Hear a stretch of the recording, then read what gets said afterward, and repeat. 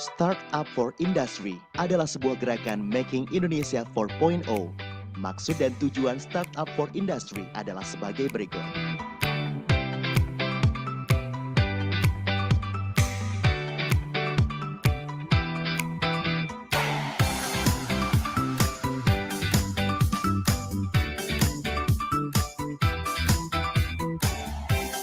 Alat saya bernama Smart Temp X. Oven kabinet yang selama ini kita produksi masih dalam bentuk produk yang konvensional, artinya belum ada otomatisasi. Kami bekerja sama dengan Kementerian Perindustrian memberikan panel otomatisasi yang sangat dibutuhkan oleh petani untuk kontrol suhu. Dengan adanya alat penggorengan dari Kemenperin ini, alhamdulillah kapasitas produksi semakin meningkat karena yang biasanya kita manual memakai penggorengan wajan biasa per 10 kilonya kita memakan waktu kurang lebih 3 jam. Tapi dengan adanya alat ini, alhamdulillah 10 kilo keripik bisa kita jangkau dengan hanya 1 jam saja. Di sini saya mencoba mengembangkan mengenai bagaimana UMKM bisa menggoreng aneka jenis keripik lebih mudah. Di sini saya membuat mesin penggoreng keripik tempe dengan sistem conveyor. Untuk kami manfaat ini cukup besar karena di mana pada bulan-bulan tertentu di kampung kami memang omset cukup melimpah dan juga keterbatasan tenaga kerja karena selama ini untuk goreng kita pakai manual. Untuk kedepannya saya berharap bahwa mesin ini bisa menunjang kinerja kita untuk memenuhi target kita.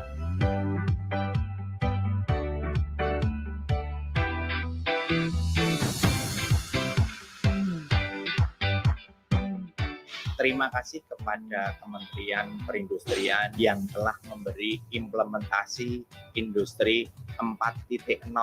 Harapannya, sistem ini dapat terus bermanfaat agar IKM-IKM Indonesia dapat memiliki sistem ERP dalam Industri 4.0.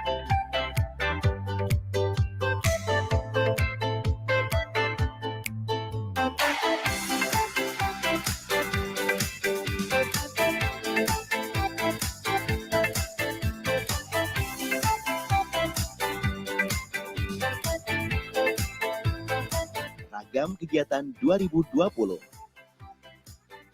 Pecahkan 3 topik permasalahan ini.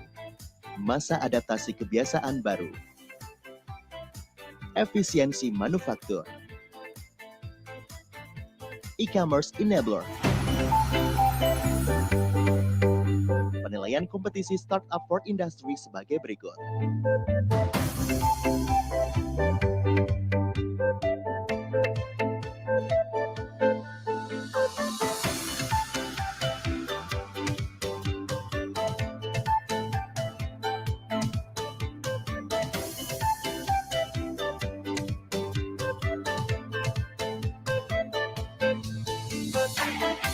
Total hadiah sebesar 200 juta dan dapatkan pembinaan dalam bentuk diskusi solutif, diskusi antara problem owner dengan tech startup sebagai solution provider dengan melibatkan stakeholder terkait yang bertujuan memvalidasi masalah dan mencari solusi yang tepat. Tackling, temu bisnis antara startup sebagai tech provider dengan industri.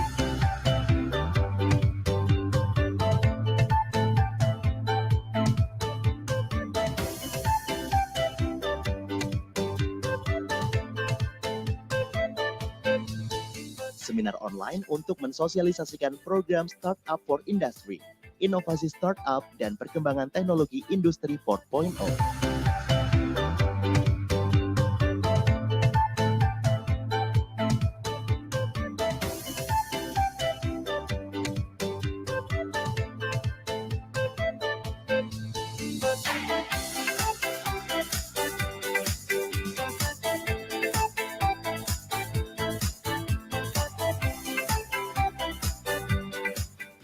Informasi pendaftaran, kunjungi website. Didukung oleh Startup for Industry, Kementerian Perindustrian.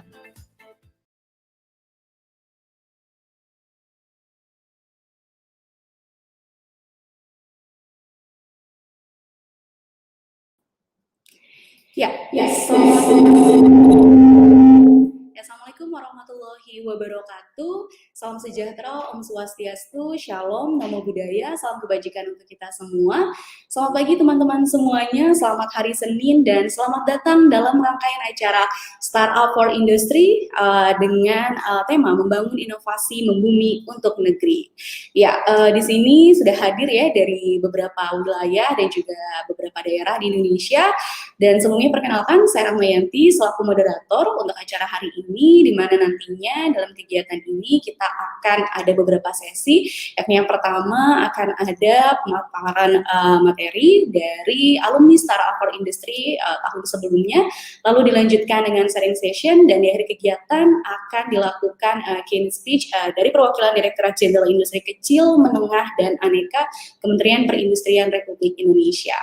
Nah, teman-teman, namun sebelum membuka acara hari ini, marilah kita bersama-sama mendengarkan sambutan terlebih dahulu dari Bapak Samkompiang selaku Sekretaris Direktur Pengembangan Usaha dan Inkubasi Universitas Gadjah Mada. Monggo Bapak.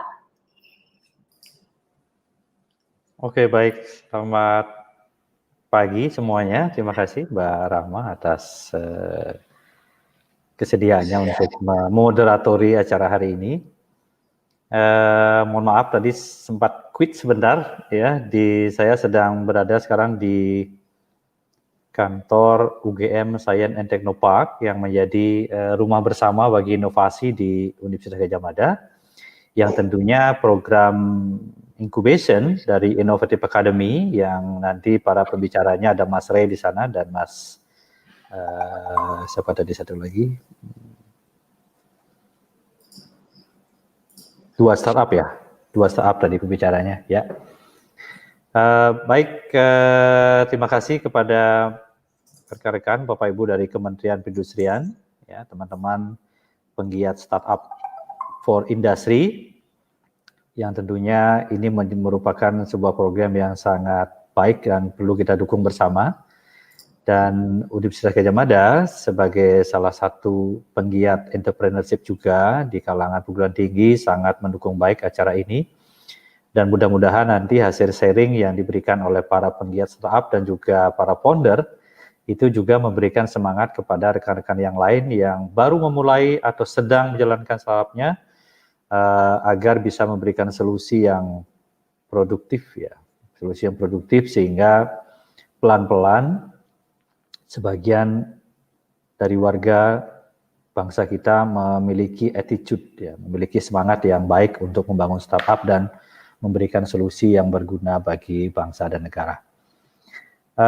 Mas Alex juga dari teman-teman Inovatif Academy, UGM, dan juga para peserta sekalian yang saya hormati. Saya mewakili Direktorat Pengembangan Usaha dan Inkubasi dan juga Science and Technopark UGM mengucapkan selamat bergabung di acara Startup for Industry hari ini yang akan berlangsung sepanjang hari ini. Mudah-mudahan semuanya lancar dan sesuai dengan apa yang ditargetkan.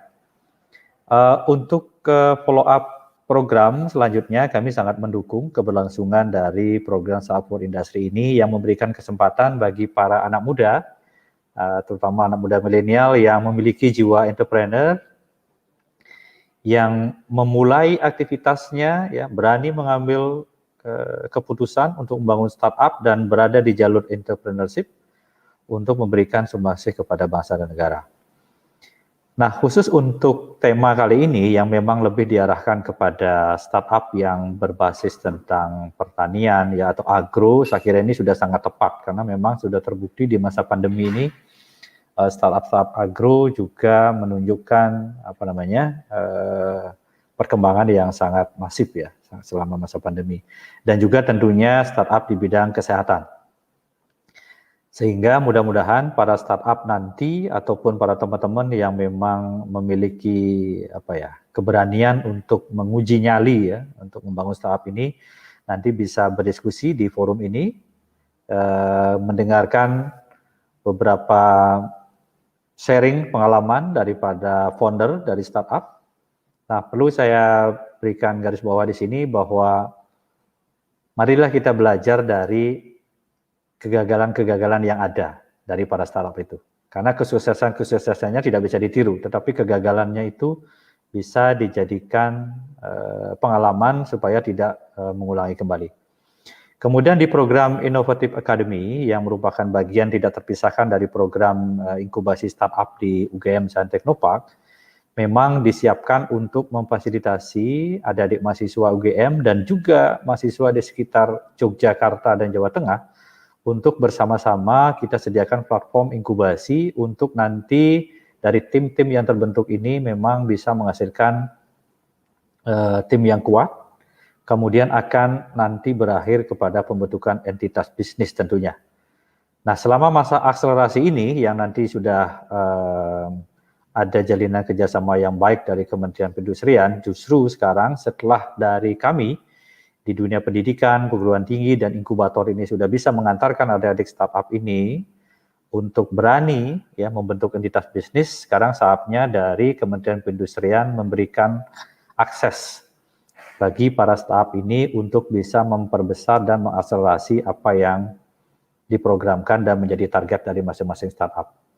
Saya berharap dari Kementerian Perindustrian nanti, ya, dari direktorat terkait selalu memberikan dukungan berupa program dan juga insentif bagi para penggiat startup yang ada di kampus, yang tentunya nanti kita akan targetkan output yang memang sesuai dengan KPI yang memang dicanangkan oleh Kementerian Perindustrian.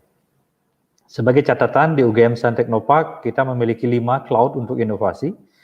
Jadi digital ini menjadi salah satu saja cloud. Yang pertama kita punya cloud inovasi berbasis kesehatan dan farmasi. Jadi para startup inovasi yang berkaitan dengan bidang kesehatan dan farmasi juga menjadi salah satu prioritas yang diutamakan di Universitas Gadjah Mada.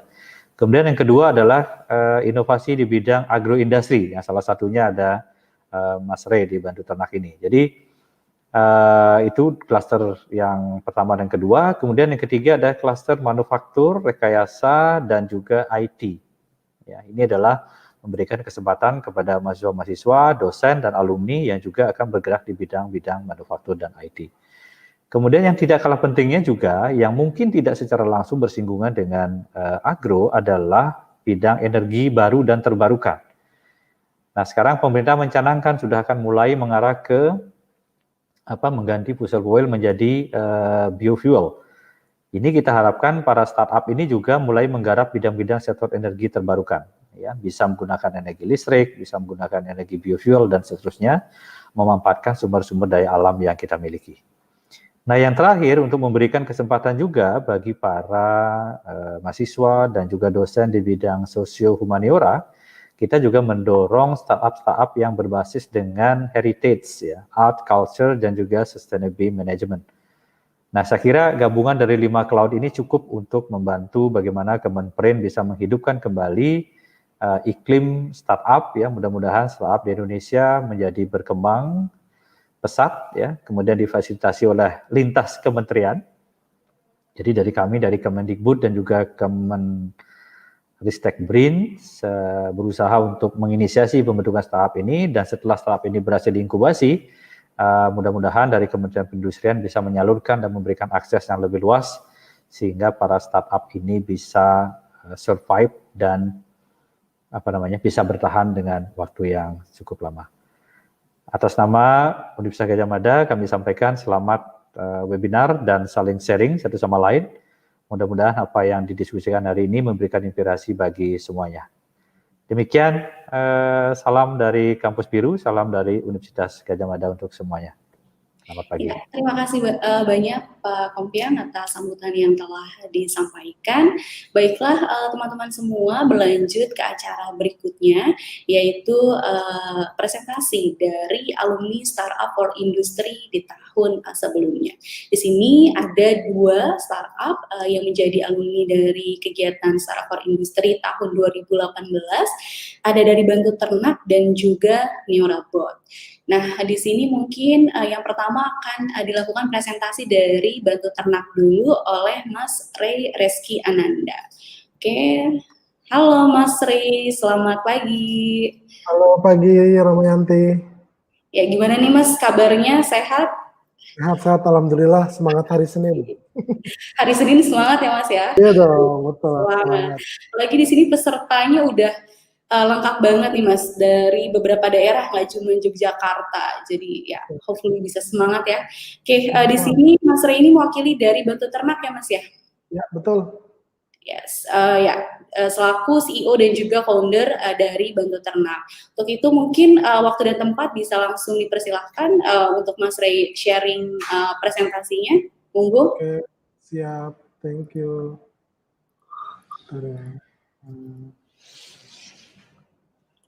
Gimana? Udah kelihatan belum? Yes, sudah Mas. Ya, siap. Thank you. Bisa langsung mulai ya?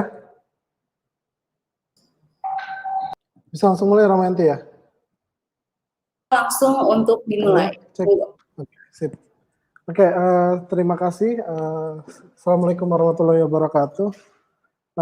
Sebelumnya perkenalkan, tadi sudah dikenalkan, saya Ray, saya dari Bantu Ternak. Jadi kebetulan Bantu Ternak juga selama beberapa waktu itu sempat ikut juga kegiatan ini, Startup for Industry tahun 2018, ntar juga sama Neurabot. Cuma di yang sekarang ini saya cuma presentasi singkat tentang profil dari Bantu Ternak sendiri dan lika-likunya gimana pada saat mengikuti kegiatan Startup for Industry ini. Nah, jadi Bantu Ternak ini boleh dibilang kita itu punya latar belakang ingin menyelesaikan permasalahan industri sapi potong awalnya. Nah, kenapa? Karena memang dari tahun ke tahun ini selalu yang namanya kita ngobrolin daging sapi ini masih banyak banget impornya kayak gitu, masih defisit banyak banget gitu. Tahun rata-rata hampir sekitar 200.000 sapi kita masih impor dari banyak negara. Nah, salah satunya kalau sapi itu kita banyak impor dari Australia, tapi kalau di kalau dagingnya kita banyak impor dari India. Nah, ini selalu defisit. Kita nggak pernah nih namanya daging sapi itu ada surplusnya seperti itu. Nah, di satu sisi juga kita melihat orang investor-investor, jadi sebenarnya kan pengen membesarkan industri sapi potong itu ya akhirnya dibutuhkan investasi kan. Nah, tapi akhirnya kami lihat juga di lapangan ternyata kok investasi di sapi potong tuh resikonya tinggi kayak gitu. Nah, padahal boleh dilihat secara gambar besarnya bahwa 98% peternak sapi potong itu adalah peternakan rakyat. Jadi boleh dibilang kalau peternakan sapi potong ini mau maju, industri daging sapi mau maju, perlu kontribusi banyak dari peternak rakyat. Nah, ini juga contohnya bahwa kalau misalnya di sapi potong dipelihara sama peternak rakyat, sama industri-industri besar, digemukkan selama 4 bulan, hasilnya akan beda jauh juga, di mana bisa kenaikannya bisa sampai yang kalau industri biasa cuma 8%, kalau yang gede bisa sampai 60% sendiri. Nah, akhirnya dari segi pemeliharaan pun ini harus diefisiensikan di peternak rakyat seperti itu. Nah, akhirnya dampaknya apa nih karena kondisi seperti ini? Karena akhirnya harga jualnya rendah karena nggak efisien gitu. Pemeliharaannya. Lalu untuk akhirnya juga modal bisa semakin besar. Kenapa tadi awalnya beli 11 juta, jual 13 juta, terus karena untungnya cuma dikit, akhirnya harus nambah modal lagi buat beli sapi yang lainnya kayak gitu. Jadi kebutuhan modal juga semakin besar kalau misalnya juga mau nambah hal-hal lain juga. Nah, maka dari itu kami hadir, kami dari PT Bantu Ternak Indonesia, kami perusahaan yang bergerak di bidang teknologi yang berfokus pengembangan peternakan dengan semangat kolaborasi. Jadi memang dari titik tekan Bantu Ternak ini kita memang fokus di 2 kata. Pertama peternakan, di 3 teknologi, peternakan, kolaborasi. Nah itu menjadi salah satu hal yang kita junjung juga selama mendirikan Bantu Ternak ini. Di mana memang kita pengen punya visi besarnya, kami ingin menjadi barometer peternakan di Indonesia. Nah akhirnya kita awal banget punya Bantu Ternak ini skemanya memang kita ada capital investment, kita kumpulkan, lalu ditaruh di Bantu Ternak, lalu setelah itu kita akan lakukan mekanisme investasi sapi, lalu kita akan melakukan profit sharing. Jadi memang boleh dibilang kita juga melakukan profit sharing di sana seperti itu. Nah, boleh dibilang aplikasi Bantu Ternak sudah lumayan lengkap secara fitur, di mana memang di aplikasi itu kita bisa melihat berapa jumlah uang virtual kita, bisa melihat daftar-daftar peternaknya kita juga. Kita juga kalau pada saat momen Idul Adha juga kita udah ada tempat untuk jual kurban sendiri gitu. Lalu kita juga sudah bisa di aplikasi juga bisa dilihat langsung informasinya, sapinya mulai uang kita masuk, kita belikan sapi dipelihara, sapi itu sakit, kita langsung kasih semua kabar-kabar di situ juga kayak gitu. Jadi kita ngelihat Bantu Ternak tuh ini juga awalnya kita bentuknya seperti ini, kita bentuknya aplikasi, kita mau membantu peternak-peternak. Nah, tapi kita melihat bahwa ada tahap ada nih tadi karena ada resiko besar dalam investasi segala macamnya, kita pikir apa ya yang harus kita lakukan supaya tadi nih di bagian resiko tingginya ini semakin kecil dan peternak juga bisa santai, investor juga bisa senang kayak gitu. Nah, akhirnya kita ngebuat ini. Nah, ini juga akhirnya yang memang boleh dibilang kita belum masuk ke tahapan komersial, kita masih tahapan riset karena memang masih banyak hal-hal yang harus kita perbaiki, kita improvement juga seperti itu. Jadi, nah ini juga salah satu yang boleh dibilang pada tahun 2018 yang kita kita daftarkan ke Startup for Industry. Jadi memang di IoT ini kita ada GPS-nya, ada RFID, sensor suhu, sama sensor beratnya.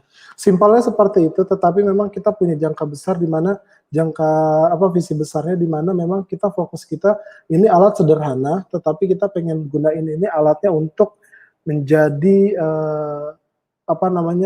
barometer buat tahu apa yang harus dilakukan pada saat sapi melakukan kegiatan tertentu, karena boleh dibilang ini di dalamnya ini juga kita bisa melihat suhunya, beratnya berapa, terus ada juga sebenarnya akselerometernya kayak gitu. Nah itu sebenarnya itu bisa menjadi data yang memang sudah secara ilmu peternakan juga sudah ada penelitiannya kayak gitu. Nah ini juga yang sebenarnya waktu tahun 2018 kami daftarkan kayak gitu. Jadi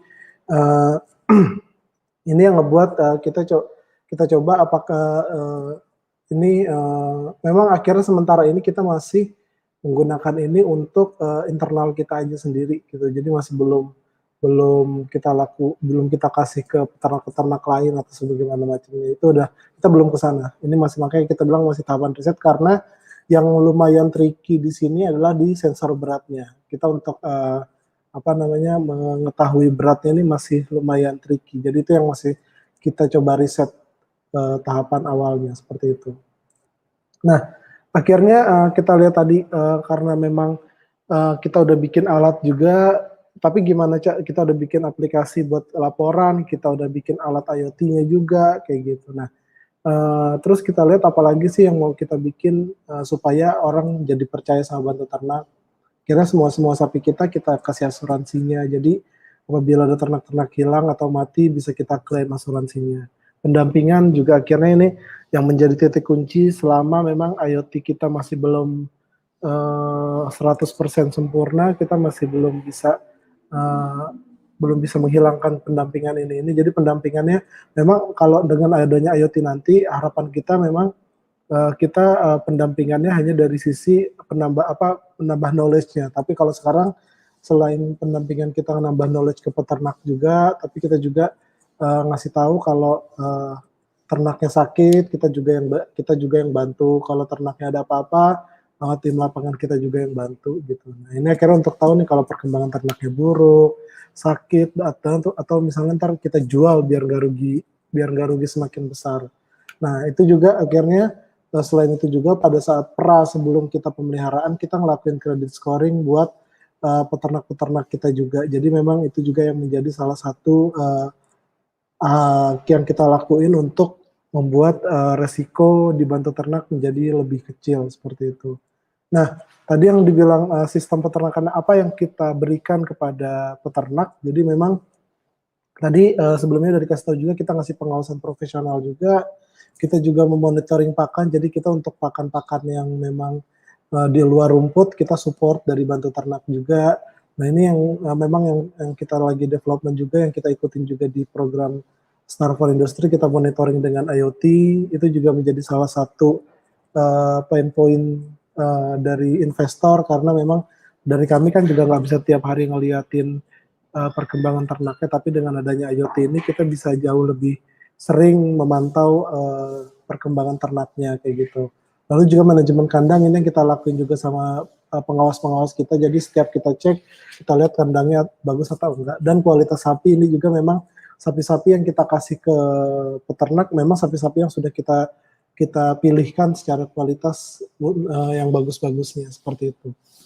Ini boleh dibilang performa yang kita sudah lewati untuk jenis-jenis sapi-sapi yang besar gitu, sapi-sapi Eropa ini rata-rata 1,08 secara ini. Jadi memang boleh dibilang dengan adanya apa yang kita lakukan sebelum-sebelumnya tadi yang saya ceritakan, ini hasilnya memang boleh dibilang ini angka yang lumayan bagus tetapi belum bagus banget kayak gitu, sehingga harapannya dengan IoT yang sedang kita develop sekarang bisa ngebantu supaya ini bisa lebih meningkat lagi secara performanya. Memang kita punya harapan kita yang memang social impact yang mau kita berikan dengan adanya Bantu Ternak dan IoT kita juga. By the way, IoT kita tuh kita bikin namanya Pantau Ternak. Jadi waktu di Start for Industry kita nggak ngomongin Bantu Ternak, tapi kita ngomongin Pantau Ternaknya kayak gitu.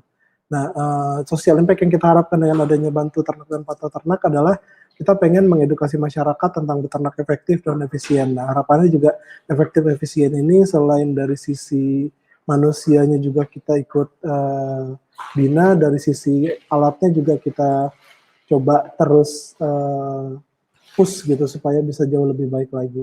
Terus akhirnya juga kita fokusnya kita ngajak masyarakat kolaborasi di bidang peternakan khusus sapi potong. Ini juga kita sedang kita lakukan di beberapa daerah. Mudah-mudahan ini karena iklim sapi potong sudah mulai secara investasi sebenarnya udah mulai bagus. Rencananya kita juga akan akan segera mulai kolaborasi dengan peternak-peternak lainnya kayak gitu. Dan harapannya dengan adanya ini semua jelas pertumbuhan ekonomi masyarakat bisa semakin jauh lebih baik ke depannya. Partner kita sekarang ada di 4 provinsi, di Jawa Barat, Jawa Tengah, DIY sama di Sulawesi Selatan dengan kapasitasnya 5.200 ekor sebenarnya. Ini akhirnya yang kemarin ini saya sempat nyari-nyari, ini yang kami ikutin di 2018.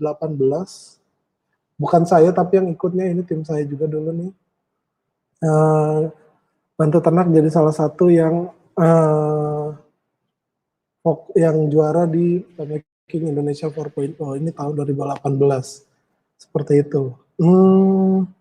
Ini kandang-kandang kita yang ada di Jawa Barat dan Jawa Tengah. Jadi memang emang ini kondisi realnya aja. Ada yang memang kondisi kandangnya udah bagus, ada kondisinya belum bagus. Nah ini juga, kalau ini kita juga punya penggembalaan juga di Sulawesi Selatan, ini di Kabupaten Sidrap. Ini memang fokusnya memang kalau kita juga lagi cari buat kolaborasi buat masuk ke sini. Ini kita udah punya kerjasama di sini juga, tapi kita fokus kita gimana caranya ini bisa aktif lagi. Ini karena sapinya masih sedikit, ini belum banyak di sini. Nah mungkin itu aja dari Bantu Ternak. Ntar mungkin kalau ada yang mau ditanya tentang Startup for Industry sama tentang Bantu Ternaknya, boleh kita lanjutkan di Q&A. Gitu aja. Terima kasih. Saya kembalikan ke Rahmayanti. Oke, terima kasih banyak Mas Ray Reski Ananda dari Bantu Ternak. Luar biasa pemaparannya ya Mas Ray. Di sini bisa jadi insight juga nih buat teman-teman yang mungkin juga nih berasal dari jurusan peternakan, atau sebenarnya nggak menutup kemungkinan juga sih untuk di luar dari jurusan peternakan itu sendiri yang mungkin pengen juga terjun di bidang yang tadi Mas Ray udah mention. Nah, teman-teman, di sini aku juga mau ngingetin bahwa buat teman-teman yang punya pertanyaan, langsung tulis aja nanti di kolom chat YouTube Live ini, nanti akan aku tanyakan langsung ke moderator. Dan selanjutnya, tanpa berlama-lama lagi, kita mau sharing juga, dengerin dari Mas Indarto dari Neorabot. Halo Mas Indarto, selamat pagi. Ya, selamat pagi. Ya, salam kenal ya Mas Indarto, kayaknya ini aku pertama kali nih ketemu Mas Indarto. Ya, salam kenal. Presentasinya boleh mungkin langsung di-share ya Mas ya, untuk Neorabot itu sendiri.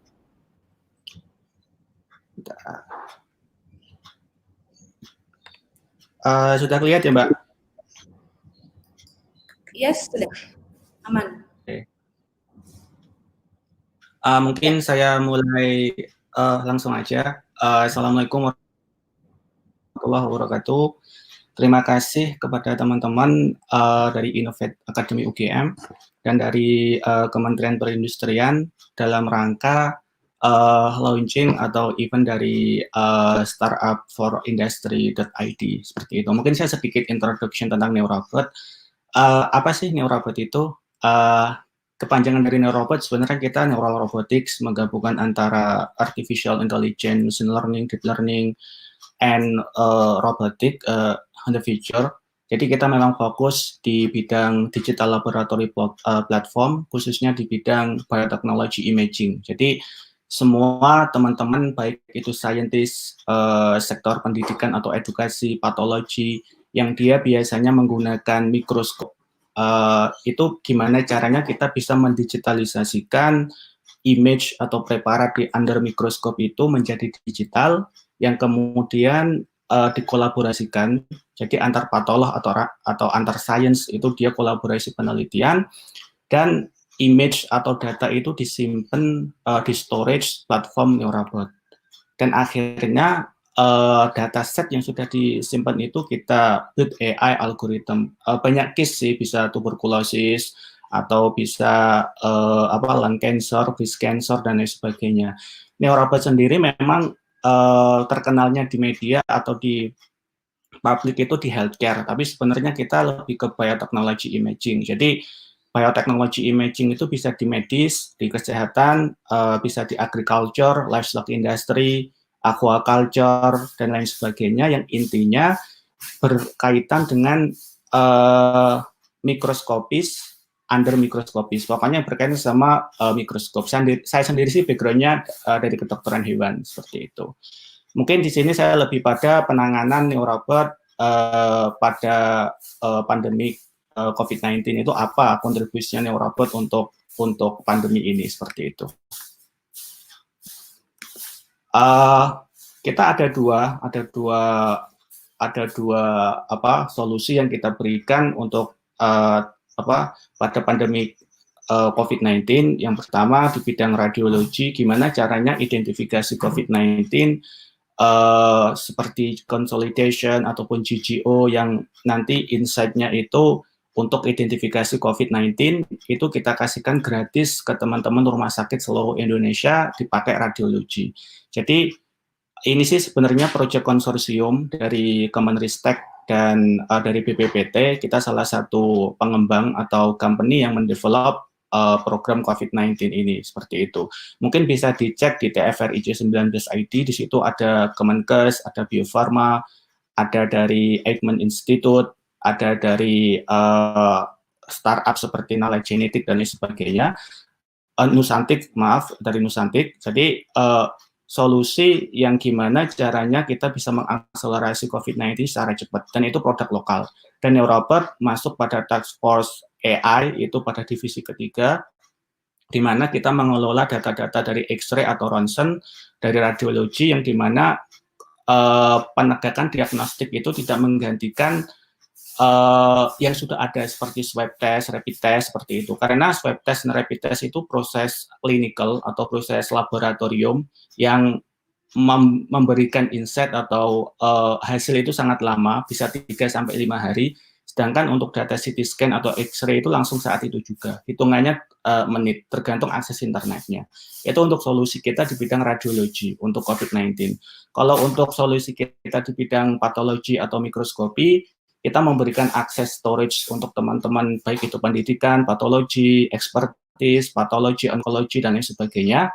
Itu kita kasihkan gratis akses 5 GB untuk bisa kolaborasi. Jadi bisa kolaborasi antar patolog dan lain sebagainya untuk gimana caranya tanpa harus dia itu ke lab gitu.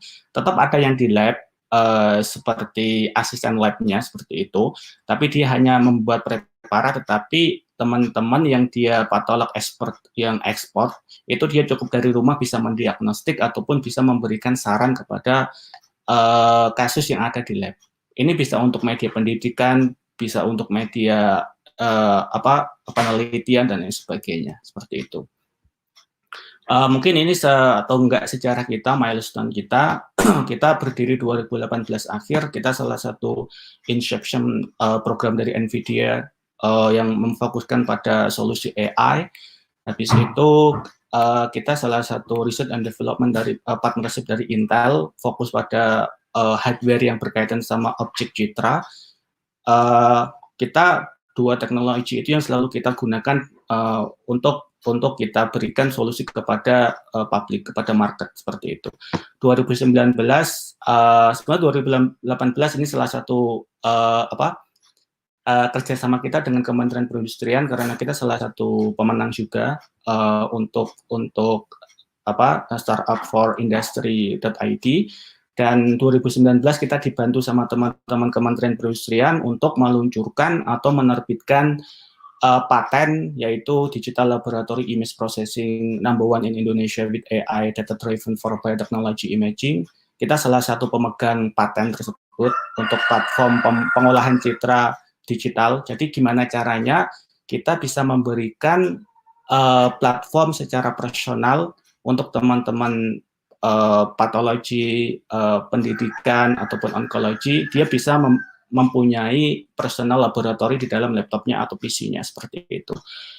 Kita juga salah satu kerjasama dengan UGM, itu dari Laboratorium Sistem Cerdas UGM, dari MIPA, dari FK UGM juga, dari Fakultas Kedokteran. Kita ada beberapa riset dengan teman-teman UGM, seperti identifikasi kerusakan DNA, identifikasi berapa total imunopositif negatif sama breast cancer atau kanker payudara, dan lain sebagainya.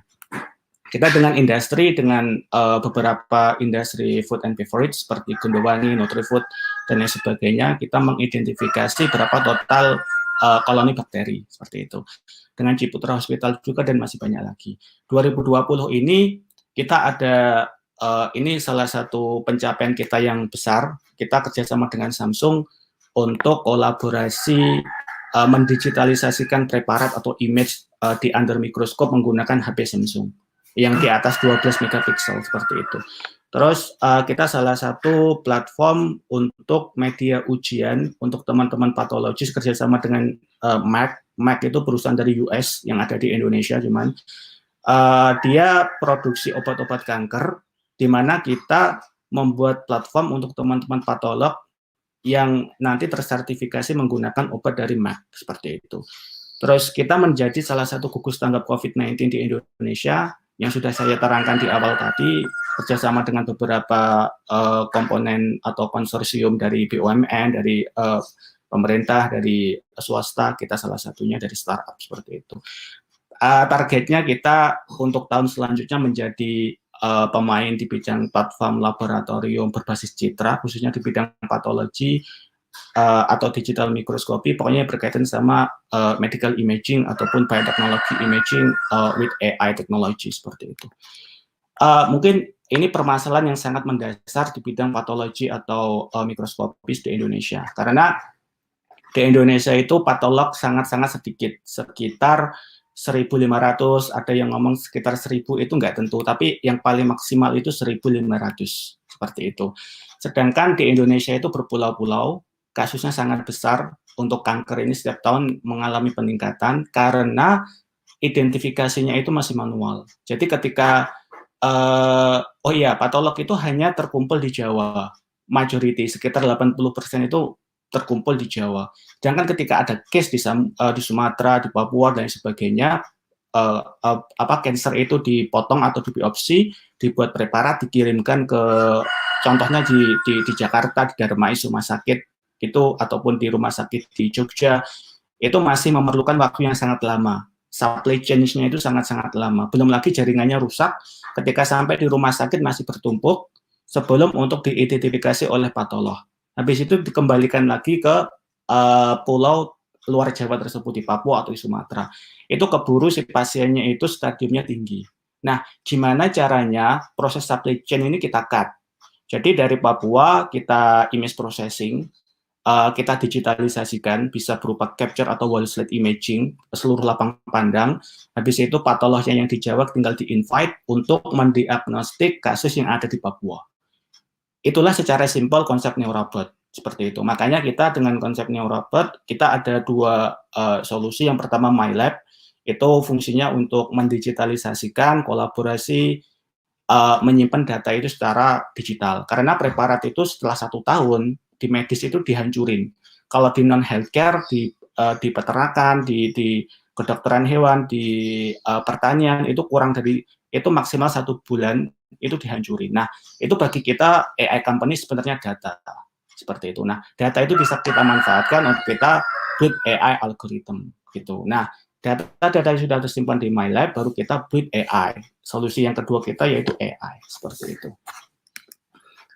Ini solusi kita yang pertama, intinya MyLab solusi dari Neurobot itu pertama digitalisasi. Mendigitalisasikan ini sangat-sangat susah karena di Eropa itu mayoritas mikroskop itu sudah nggak binokuler. Sedangkan di Indonesia itu bahkan 98% masih menggunakan mikroskop binokuler atau mikroskop okuler yang sebelah di kanan ini.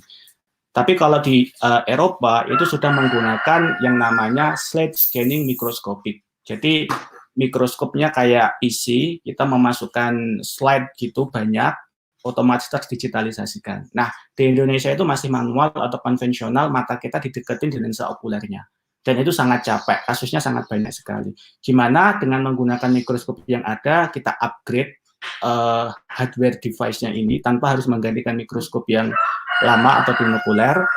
Terus kita buat secara digital tanpa merusak image tersebut. Habis itu kita kolaborasikan dan data itu kita manage seperti itu.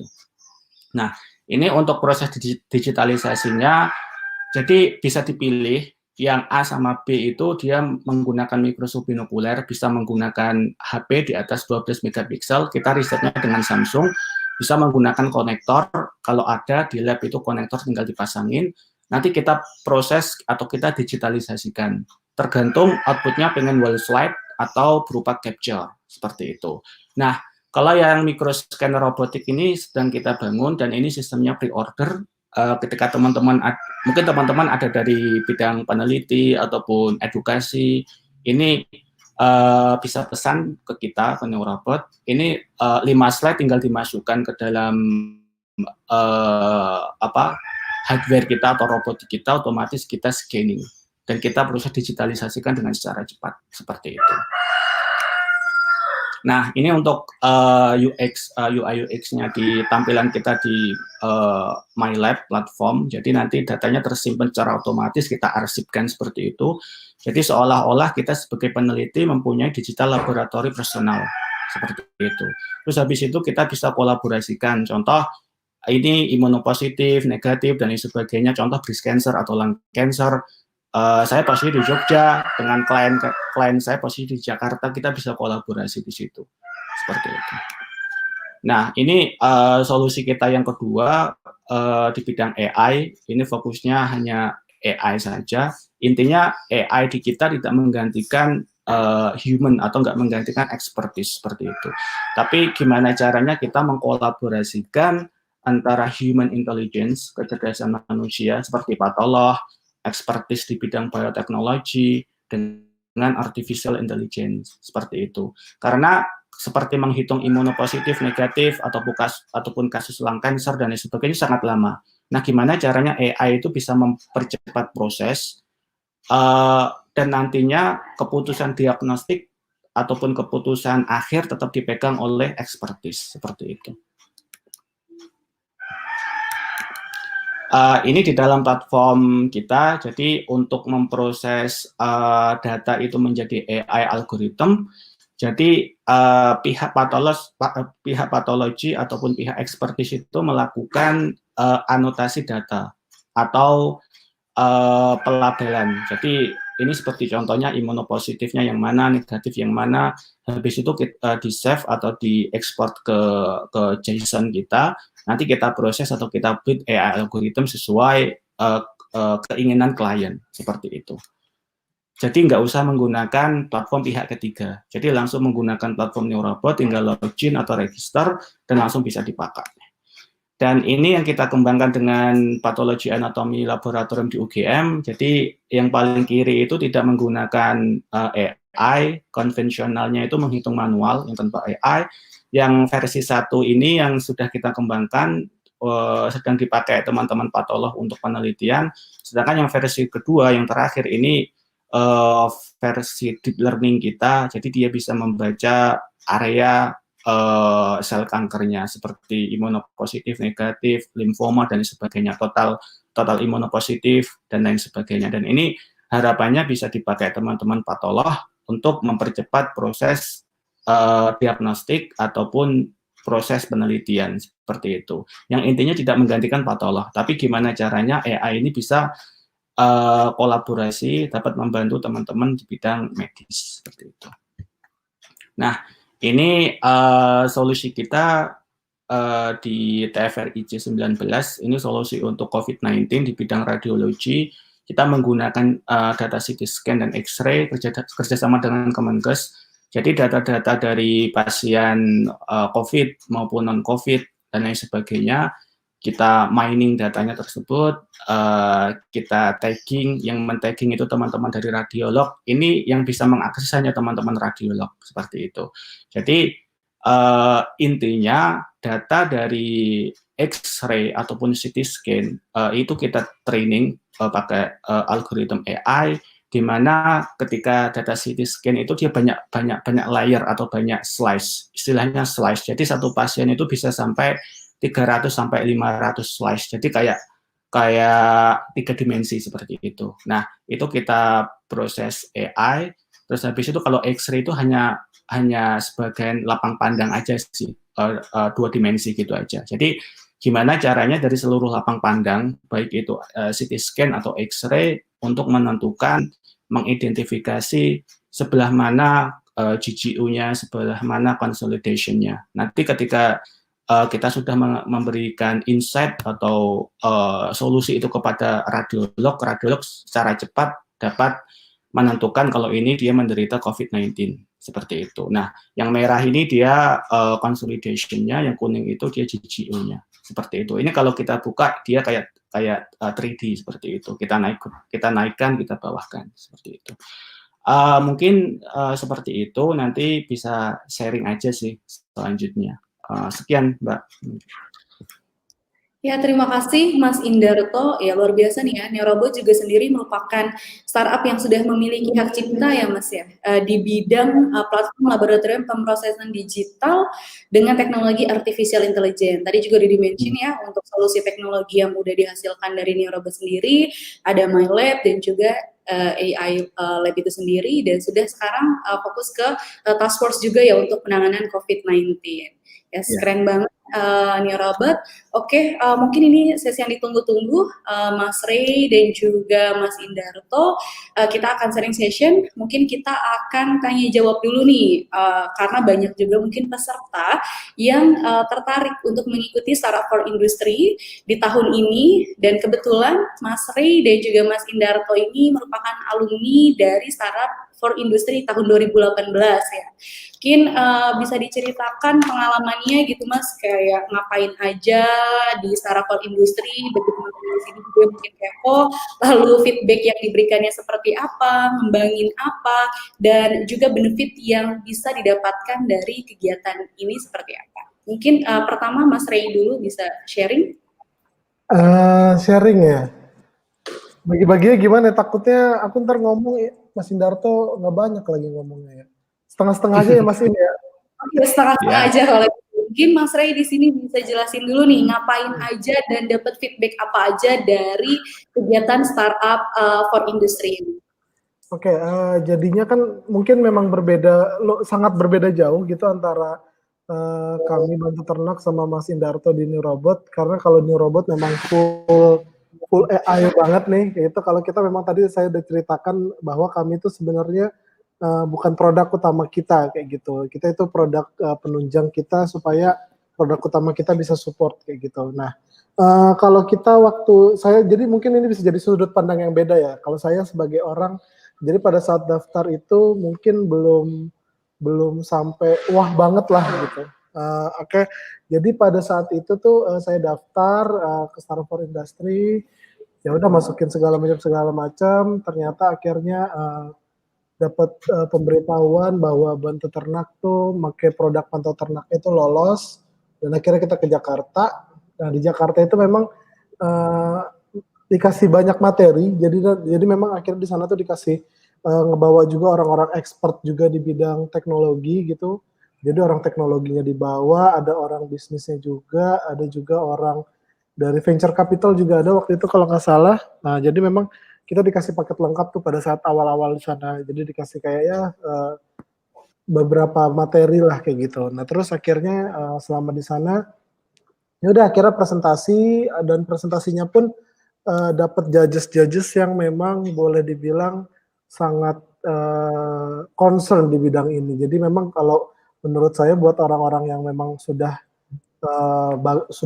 fokus di IoT, pokoknya di tentang industri 4.0 atau yang masih baru itu insight-nya beragam lah. Jadi memang nggak harus kayak memang benar-benar sudah komersial banget gitu baru boleh ikut ini, nggak juga gitu. Jadi masih tahap. Yang penting udah ada produknya ya, jangan sampai nggak ada produk juga tapi kayak gitu. Nah di situ akhirnya dapat judges juga, dikasih masukan-masukan penting juga di sana.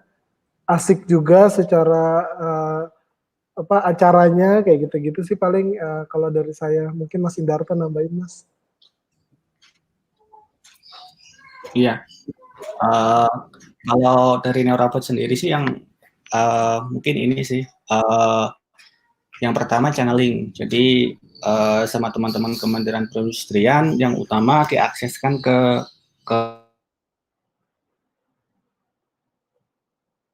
bawah, menengah ke atas, yang dia habis itu industri juga, terkait nanti ketika teman-teman itu ada startup dan memang dia vertikal dengan industri tertentu, contoh di agriculture ataupun di bidang Internet of Things for manufacture kayak gitu, nanti diakseskan market itu ke teman-teman tersebut. Karena kemarin kita Neurobot sempat diundang, jadi dari Kemenperin itu mengundang industri food and beverage. Di situ ada dari banyak sekali sih, dari Mayora, dari Indofood dan lain sebagainya.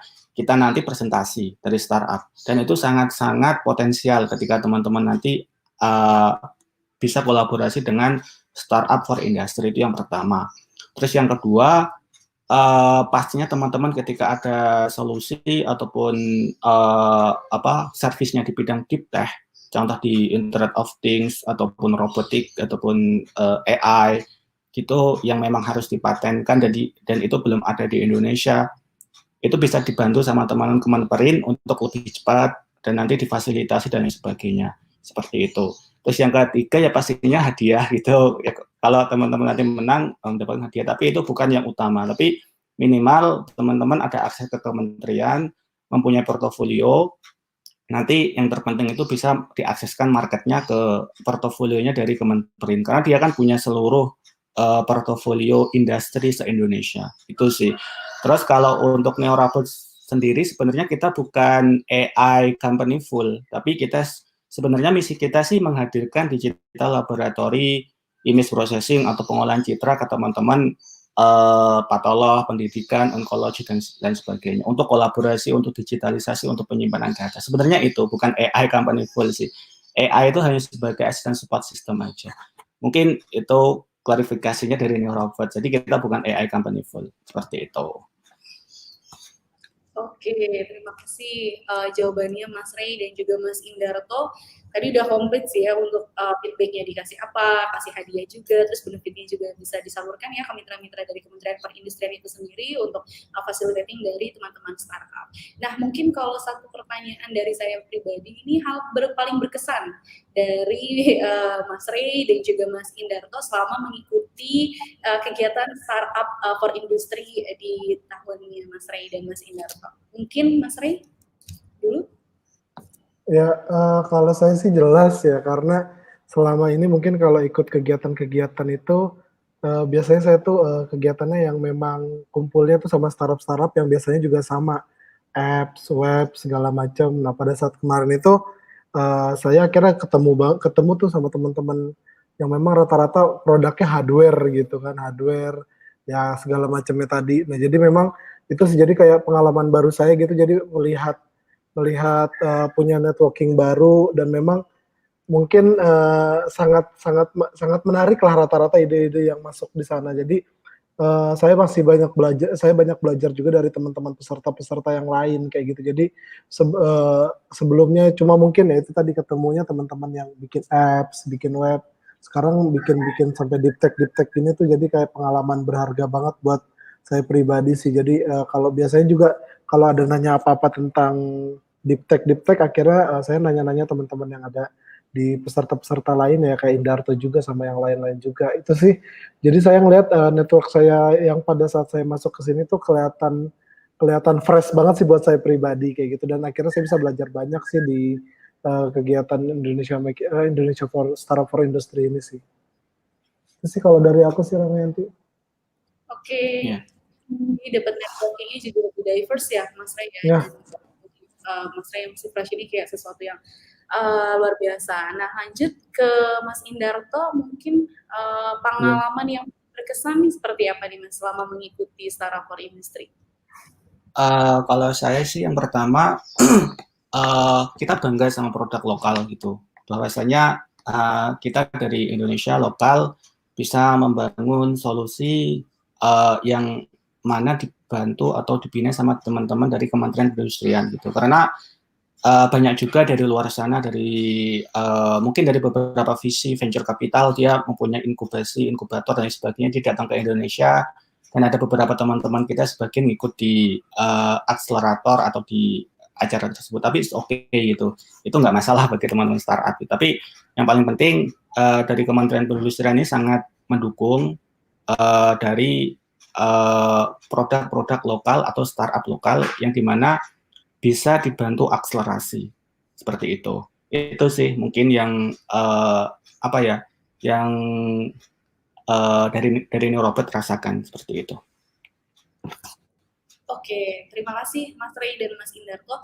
Kalau tadi pertanyaannya dari saya, sekarang kita beralih ke pertanyaan dari teman-teman yang udah disampaikan melalui pertanyaan kemarin di Eventbrite dan juga di kolom live chat di YouTube Live ini. Oke, aku mau tanya dulu ini dari siapa? Ini nggak ada namanya sih. Jadi langsung untuk NeoRobot dulu. Cara mendapatkan AI di startup buatan sendiri dan biayanya berapa? Oke. Maksudnya cara buatan sendiri gimana Mbak ya? Buatan di sini. Buatan sendiri. Yang, jadi sebenarnya gini sih, kalau untuk sekarang sih AI, machine learning, deep learning itu nggak seperti dulu seperti itu. Karena sekarang sudah banyak library lah yang kalau kita cari di GitHub itu sangat banyak sekali, ataupun tutorial coding ataupun seperti di Coursera dan lain sebagainya itu sudah banyak sekali gitu. Nah, sebenarnya gimana caranya itu untuk kita bisa scaling up seperti itu sih Mbak. Karena kalau yang dulu itu kan nggak ada library-nya, kita benar-benar bangun dari back end. Contoh kita bahasanya pakai Python, kita membangun benar-benar dari awal, kita mengkolaborasikan dengan teman-teman matematik, kalkulus, dan lain sebagainya gitu. Nah, tapi sekarang sudah banyak library tinggal kita pakai seperti kalau di Python kayak PyTorch, habis itu di Google ada TensorFlow dan sangat-sangat banyak sekali. Cuman gimana caranya itu bisa kita aplikasikan ke industri. Seperti itu sih. Karena di AI itu yang sangat susah, sangat krusial itu bukan AI algoritmnya bukan, tapi gimana caranya kita bisa mendapatkan data setnya, data yang banyak kita train, kita latih untuk kita build AI algorithm. Seperti itu sih Mbak. Itu sangat-sangat krusial, sangat-sangat fundamental di bidang AI company. Karena kalau untuk masalah library sih mungkin sudah banyak sekarang. Mungkin itu sih Mbak dari saya. Oke, terima kasih Sindarto. Lanjut sekarang untuk pertanyaan Mas Ri dari Bantu Ternak. Sini ada pertanyaan, gimana nih Mas? Kita bisa bermanfaat, misalkan contohnya di lingkungan itu masyarakat, at least di bidang peternakan itu sendiri. Dan gimana sih untuk bisa menghasilkan solusi-solusi yang masih dibutuhkan di bidang pertanian atau peternakan? Ya, jadi sebenarnya kalau lagi-lagi kalau perihal tadi hampir mirip pertanyaannya, kalau aku sih lebih memang akhirnya kita fokusin kepada masyarakatnya sendiri gitu, karena memang kadang-kadang tuh kalau saya pribadi juga waktu awal-awal coba mau develop IoT ini juga biasanya suka ada benchmark saya tuh ya udah keluar luar negeri nih kayak ke Australia, ke New Zealand atau Amerika, gimana sih apa yang sudah mereka lakukan solusi secara teknologi untuk untuk pertanian, peternakan segala macam kayak gitu. Tapi pada saat saya compare lagi dengan kondisi masyarakat kita gitu, ngelihat petani peternak kayaknya butuh sebuah ada yang dibedain nih, nggak bisa benar-benar sama plek karena akhirnya kan status masyarakatnya juga beda kayak gitu. Jadi akhirnya juga yang diutamain saya adalah memang pada saat ngebuat solusi ini adalah memang kita banyak ngedengar dari masyarakat sendiri sih. Jadi memang ngedengar, kalau saya akhirnya banyak ngedengar ke peternak sapi potong kayak gitu. Jadi kalau saya tuh banyak nanya-nanya ke mereka, banyak ngedengerin jawaban-jawaban mereka, dan akhirnya ya udah dari ngedengerin itu kita coba solusikan gitu. Kira-kira dari masalah ini seberapa banyak sih mereka punya keresahan seperti itu, lalu seberapa banyaknya, dan kira-kira apa ya solusi teknologi yang sederhana yang bisa diterapkan di petani peternak sendiri kayak gitu. Jadi hal-hal seperti itu sih intinya sih kita banyak-banyak ngedenger aja sama calon-calon customer kita, calon-calon customer kita. Kalau saya kebetulan di peternak, jadi saya banyak-banyak mendengar peternak, banyak-banyak terjun ke lapangan kayak gitu aja sih Mbak. Kalau saya sih untuk solusinya, gimana caranya bisa menghadirkan solusi ini. Oke, terima kasih Mas Rey. Harus banyak-banyak mendengar ya dari lingkungan sekitarnya juga di sini, karena kuncinya untuk bisa menghasilkan solusi yang memang bisa diimplementasikan. Oke, tadi kalau kita pertanyaannya dari Eventbrite, sekarang kita beralih ke pertanyaan dari teman-teman yang ada di live chat YouTube ini. Oke, di sini ada dari Pintako Aji. Mungkin gantian Mas Indarto yang menjawab. Izin bertanya, bagaimana hasil analisis kelayakan ekonomi untuk penggunaan IoT dibandingkan dengan keuntungan monitoring pengemukan sapi? Sorry, berarti ini Mas Rey. Silakan Mas Rey. pertanyaannya kelaikan ekonomi ya. Nah ini jadi ini juga yang menjadi titik tekan kita juga pada saat kita bikin IoT pantau ternak kita ini. Nah ini juga menjadi sangat penting karena boleh dibilang dari tingkat, jadi memang dari segi peternak pun kita bisa menganalisa gitu, dari segi industri yang memang secara finansial kuat, dari segi peternak, kelompok yang mungkin secara kas juga ada lumayan punya, atau yang memang individu aja gitu peternak yang memang ya udah seadanya aja gitu secara keuangan. Nah akhirnya kalau kita ngomongin apa namanya kelayakan ekonomi penggunaan IoT, kita sekarang makanya sebisa mungkin, jadi boleh dibilang kita punya apa ya, milestone sendiri dalam riset kita di IoT sendiri. Jadi awal banget kita bikin IoT itu, satu IoT-nya ini kita develop satu alat strap tadi itu sekitaran 3.300.000 apa waktu itu. Itu juga kayak ya udah kita pikir ya udah ini yang penting ada dulu alatnya bisa apa enggak kayak gitu. Nah, terus kita cek lagi, terus kita coba cari bisnis modelnya kira-kira gimana secara bisnis kita juga bisa jalan, tetapi manfaat di peternak juga kerasa kayak gitu. Nah, terus ternyata masih terlalu besar, coba kita akhirnya menurunkan beberapa spesifikasi, terus juga coba coba lagi gimana risetnya. Akhirnya kan pada tahun 2018-19 kayaknya kita juga kan kerjasama sama salah satu provider terbesar juga di Indonesia buat join riset bareng tentang IoT ini kayak gitu. Nah selama prosesnya itu ternyata kita bisa nge-reduce cost-nya juga, mulai dari waktu itu riset kedua kita bisa dapat 2,5 juta, terus akhirnya terakhir kita bisa dapat angka 1,8. Nah itu 1,8 juga ternyata masih ada juga di ininya apa namanya, masih lumayan. Nah cuma akhirnya kita 1,8 tuh versi yang menurut kita oke lah menurut kita, tapi kita coba bikin MVP-nya yang kayak minimum banget, yang penting bisa ditaruh di peternak tuh bisa dapat 500.000 waktu itu. Cuma memang akhirnya banyak banget versi yang kita hilangin.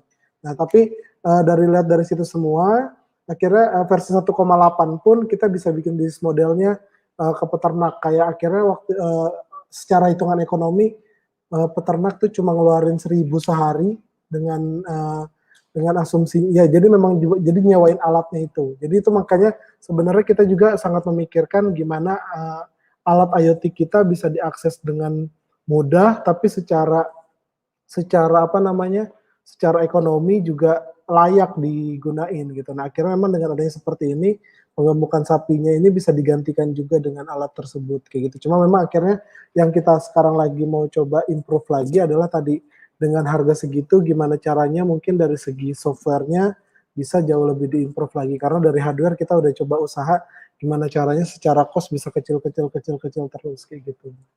Itu sih. Oke, terima kasih jawabannya Mas Ray. Semoga menjawab ya Mas Mintako Aji dari pertanyaan yang udah diajuin. Mungkin sekarang kita ke pertanyaan berikutnya dari Mbak Arimaya Lestari. Monggo mungkin bisa dijawab oleh Mas Indarto.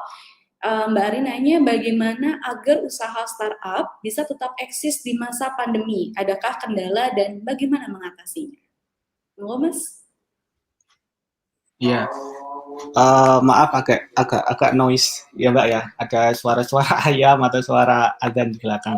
Mungkin agar tetap yang pertama tetap mentality, kembali lagi ke mental sebenarnya. Kalau mungkin di founder itu kan memang diciptakan basically dia memang mentalnya dia beda dengan teman-teman yang lain gitu. Itu yang pertama. Terus yang kedua, gimana caranya solusi teman-teman itu bisa memberikan solusi bukan pivot sih. Kalau pivot kan dia benar-benar bisa ngerubah bisnis model yang awalnya dari agriculture bisa ke healthcare seperti itu. Cuman gimana caranya tetap dengan sektornya tapi di-embed ataupun dimasukin tools atau services yang dimana dia bisa virtual.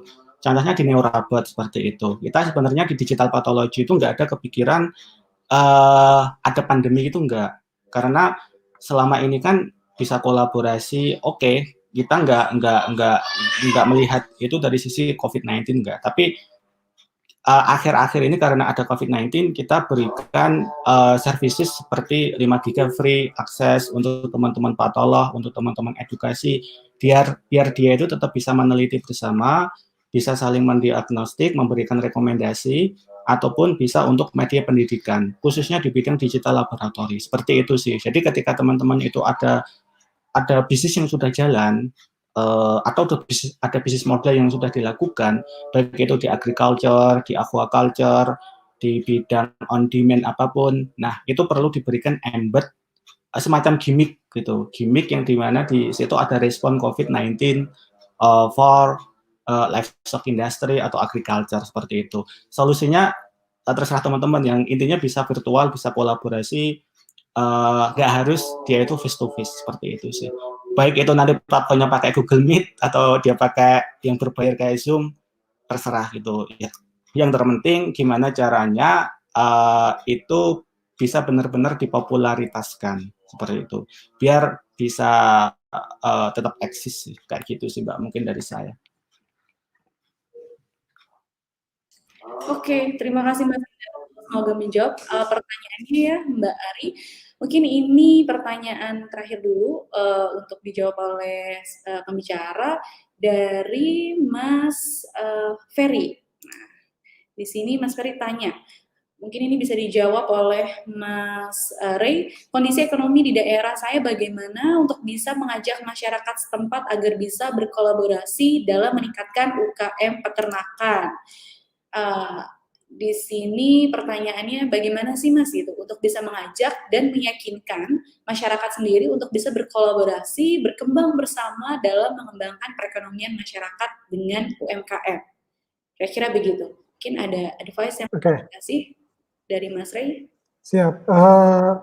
Kalau saya juga, jadi ini mungkin bahasanya mungkin sama aja ya, karena kan ini mungkin kondisinya sama seperti waktu saya pertama kali ketemu peternak gitu ya, karena memang cuma beda kondisinya, yang sini COVID, yang waktu saya belum COVID gitu, tapi secara basicnya sama lah, bahwa akhirnya kalau kita mau ngajak kolaborasi ke peternak-peternak itu, kalau khususnya peternak ya, ini tuh bukan hal cepat kayak gitu, karena memang lagi-lagi kita ngobrol sama manusia, jadi memang akhirnya saya pun waktu masuk ke masyarakat, awal-awal masuk ke peternak juga, apa yang saya lakukan adalah memang akhirnya sering-sering main dulu aja gitu, ngobrol-ngobrol, kita coba cari tahu apa sih masalah-masalah yang dihadapi sama mereka, terus kira-kira kenapa sih mereka sampai sekarang dengan masalah seperti itu belum bisa diselesaikan dengan internal mereka sendiri kayak gitu. Nah terus akhirnya memang pada saat sudah kayak gitu cobalah, jadi kita nggak langsung mau coba ngebantu mereka, nggak langsung kayak hal-hal gede dulu gitu, coba aja gitu kita bantu dengan hal-hal kecil yang mungkin dari sisi merekanya low effort kayak gitu, mungkin cuma kalau kayak di peternak boleh nggak saya bantu jualin, boleh nggak saya bantu bikin bikin pupuk kayak gitu, ini manfaatin kotoran gitu, atau bisa nggak ini saya coba cek kesehatan ternaknya kayak gitu, kita coba melakukan hal-hal kecil dulu yang kira-kira bisa ada manfaat dulu buat mereka. Setelah itu memang setelah itu bisa terjadi, akhirnya kita bisa ngobrol hal-hal yang punya visi ke depan gitu. Jadi untuk awal-awal tuh biasanya seperti itu. Tetapi kalau memang itu ibaratnya di satu desa itu sudah bisa kita bentuk, untuk desa-desa selanjutnya itu akan jauh lebih mudah gitu, karena kita bisa ngebawa success story dari desa sebelumnya. Jadi memang boleh dibilang butuh hal yang butuh effort yang lebih kalau untuk ngedekatin ke peternak-peternak, karena saya pun banyak beberapa pengalaman juga bahwa ditolak peternak sana, ditolak peternak sini kayak gitu. Jadi memang selama perjalanan saya menyimpulkan bahwa kuncinya adalah yaitu tadi, kita bisa ngobrol lebih banyak sama peternak, bisa tahu masalahnya dulu apa, kira-kira hal kecil apa yang bisa kita solusikan. Itu dulu aja, nanti setelah itu baru kita bisa cerita hal besar kita mau ngapain sih kayak gitu. Itu mungkin Ramayanti. Oke, terima kasih Mas Ray.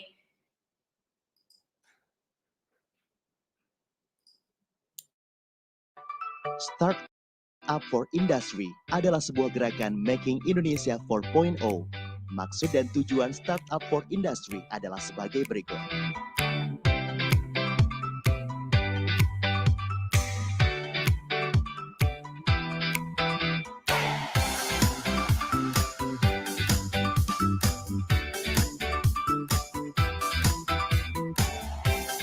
Alat saya bernama Smart Temp X. Oven kabinet yang selama ini kita produksi masih dalam bentuk produk yang konvensional, artinya belum ada otomatisasi.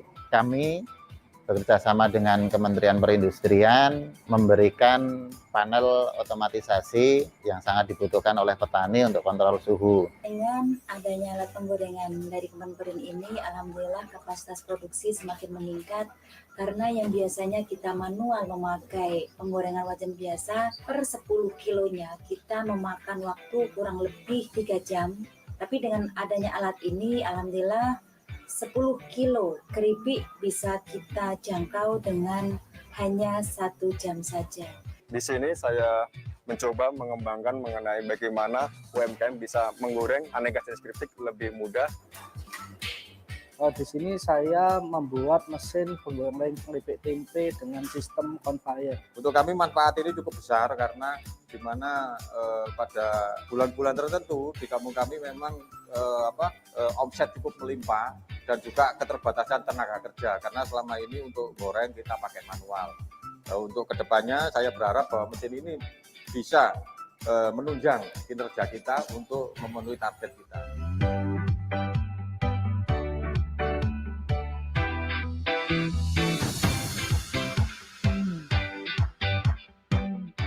Terima kasih kepada Kementerian Perindustrian yang telah memberi implementasi industri 4.0. Harapannya, sistem ini dapat terus bermanfaat agar IKM-IKM Indonesia dapat memiliki sistem ERP dalam industri 4.0.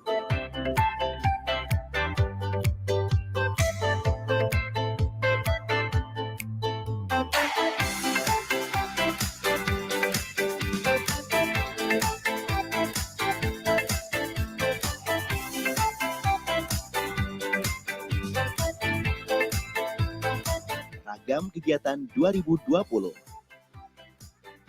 Pecahkan 3 topik permasalahan ini. Masa adaptasi kebiasaan baru.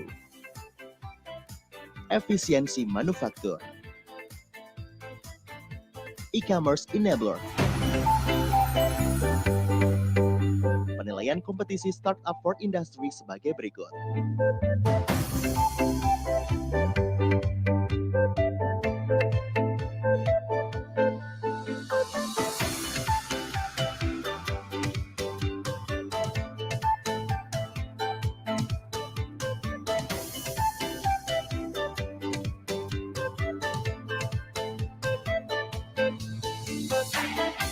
Total hadiah sebesar 200 juta dan dapatkan pembinaan dalam bentuk diskusi solutif, diskusi antara problem owner dengan tech startup sebagai solution provider dengan melibatkan stakeholder terkait yang bertujuan memvalidasi masalah dan mencari solusi yang tepat. Tackling, temu bisnis antara startup sebagai tech provider dengan industri.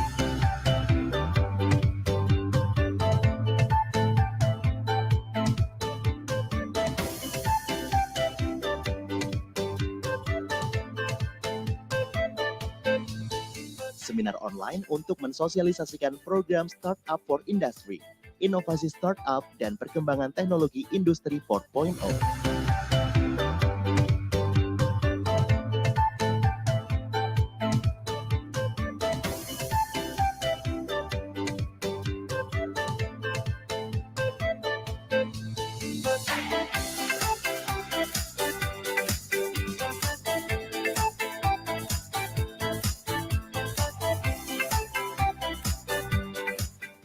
Informasi pendaftaran, kunjungi website. Didukung oleh Startup for Industry, Kementerian Perindustrian.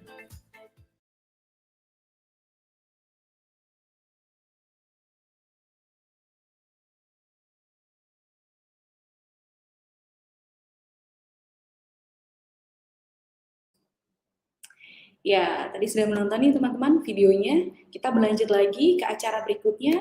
Akan ada presentasi yang akan disampaikan oleh perwakilan dari Direktorat Jenderal Industri Kecil, Menengah, dan Aneka Kementerian Perindustrian Republik Indonesia. Akan ada Ibu Fatahin Muizullah selaku Kepala Seksi SDSP IKM Elektronika dan Telematika, sekaligus juga sebagai Sekretaris Program Startup for Industri Ditjen IKMA Kemenperin. Ya. Selamat siang Ibu Risma, bagaimana kabarnya? Ya, siang. Alhamdulillah sehat Mbak Rahma. Terima kasih udah dikawal webinarnya. Ya, terima kasih juga Ibu Risma sudah mendorong nih buat teman-teman dan menyelenggarakan acara yang antusias di bidang startup. Ya, ini mau presentasi ya? Ya, ya. Maaf sebentar. Oke, siap. Ya, terima kasih tadi Mas Indarto, Mas Re. Ini memang entah kenapa ya setiap tahun itu Startup for Industry itu nggak lengkap tanpa kehadiran talenta-talenta dari Jogja. Pasti aja ada anak Jogja yang juara gitu di setiap perlombaan kami gitu. Makanya kami menganggap bahwa Jogja ini sangat-sangat potensial sekali untuk menyupport kami di bidang program Startup for Industry. Jadi Mbak Rahma, kalau saya boleh cerita sedikit tentang program kami, Mbak Rahma, maaf mungkin agak berisik karena saya di kantor ini dan pakai masker. Ya, jadi kami dari Direktorat Jenderal Industri Kecil, Menengah, dan Aneka Kementerian Perindustrian, kami mempunyai misi, salah satunya adalah untuk memberdayakan UMKM dan IKM melalui teknologi. Jadi kalau teman-teman dan Mbak Rahma ketahui bahwa sebenarnya unit UMKM atau IKM itu sebenarnya lebih dari 90% dari total usaha di Indonesia. Jadi lebih dari 90% itu merupakan pelaku usaha mikro, kecil, dan menengah. Ini adalah potensi pasar yang sangat besar sekali untuk digarap teman-teman startup dan memang masalahnya banyak gitu. Sepanjang tahun 2018-2019 dan lebih khususnya lagi 2019 itu kami mendorong sebuah kompetisi yang basisnya adalah pemecahan masalah dan berbasis teknologi industri 4.0. Makanya kami dapat talenta-talenta yang bagus seperti Mas Re yang kemarin bawa IoT di bidang peternakan, kemudian ada Mas Indarto, dia membawa artificial intelligence gitu. Nah ini memang Mas Indarto juga orangnya aktif gitu ya, jadi suka nge-WA saya gitu, Bu ada ini enggak, ada itu enggak, ada ini enggak, ada ini enggak. Kami sih senang-senang aja gitu karena kami bisa membantu teman-teman startup karena di tempat kami juga ada klinik hak kekayaan intelektual yang itu bisa dimanfaatkan secara gratis oleh teman-teman startup kalau mau daftar merek, paten gitu itu silakan bisa menghubungi kami. Nah itu Mas Indarto kemarin udah dapat paten untuk softwarenya itu. Mereka sekarang Mas Indarto mau mematenkan lagi. Nah ini Mbak Rahma sekali lagi, nah program kami ini sebenarnya tidak hanya berhenti saat kompetisi saja. Jadi kompetisi ini menurut kami adalah saringan Mbak Rahma, saringan untuk mencari the best startup yang siap untuk kami hubungkan ke pelaku industri dan usaha. Karena kita tahu sendiri Mbak Rahma, mereka ini orang-orang di industri dan orang-orang di sektor usaha itu menganggap waktu itu adalah uang. Jadi mereka butuh solusi siap pakai gitu. Dan itu yang kami cari melalui kompetisi ini. Meskipun kita melihat nanti solusinya akan butuh penyesuaian karena kita tahu sendiri di sektor usaha dan industri itu pasti ketika diimplementasikan pasti akan butuh penyesuaian. Nah, itu di program kami memfasilitasi implementation project-nya, di mana pasti nanti ada penyesuaian-penyesuaian. Nah, saya boleh share screen ya, Mbak Rama? Ya, Bu.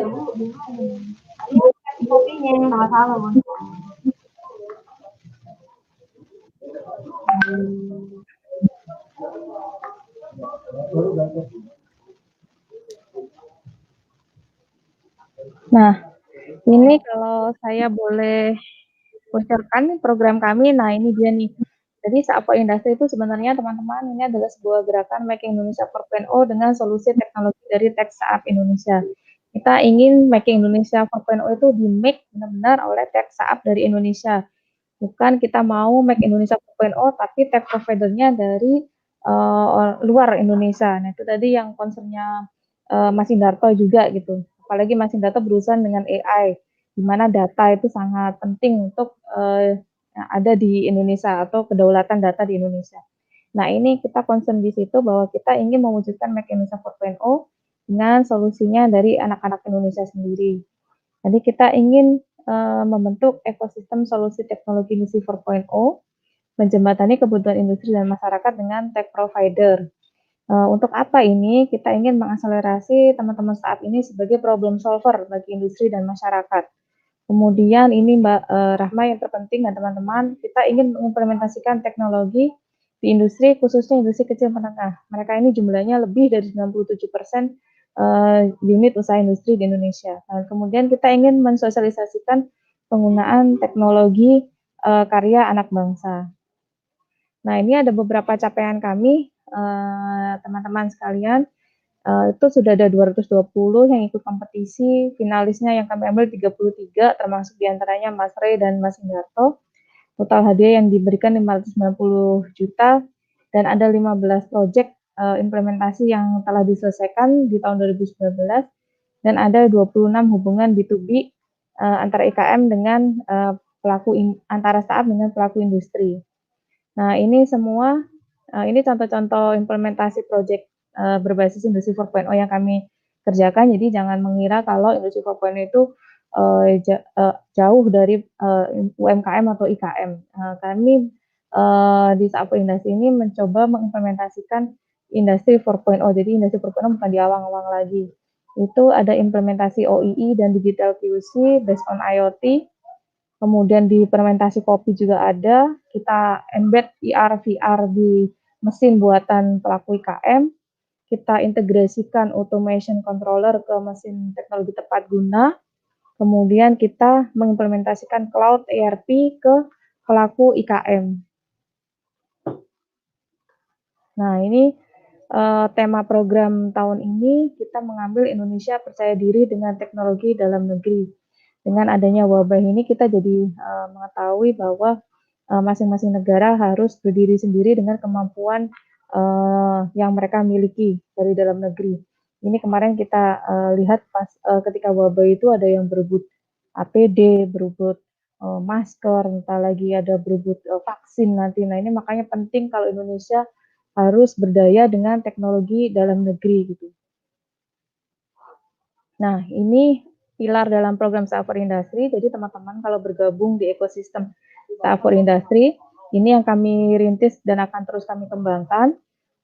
Satu, library tech provider, di mana di dalamnya ini ada teman-teman seperti Mas Indarto atau Mas Rey. Jadi kalau ada industri atau unit usaha yang membutuhkan tech provider, mereka bisa mencarinya atau melihat rekomendasi dari Sapo Industri.